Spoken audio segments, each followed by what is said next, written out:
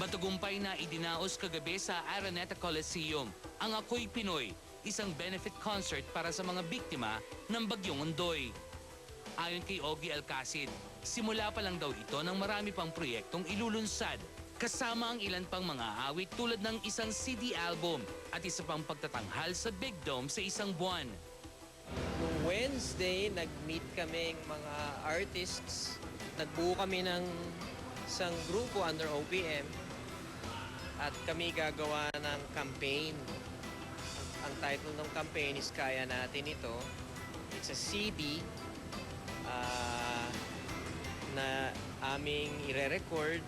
Kasama dito, umuuna po sa akin si Martin, si Gary, si Leia, siyempre si Regine. Siya yung pinaka-producer ko nung kanta.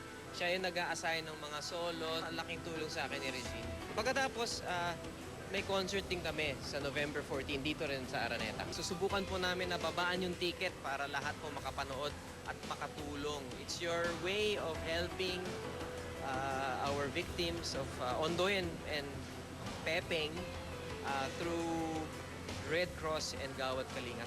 Ang ideyang ito raw ay inspired ng binuong USA for Africa noong dekada 80. Aminin ko na, ginagaya namin yung ginawa ng Amerika noong araw, noong 80s, yung We Are the World.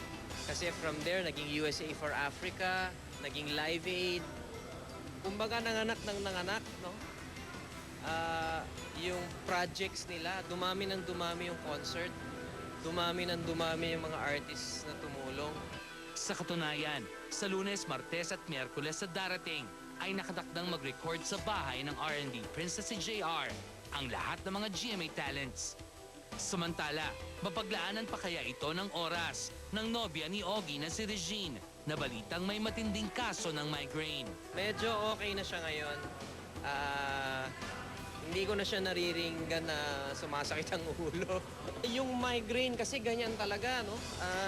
Minsan every 2 years dumarating. Pero this one lately, medyo naging unbearable for her.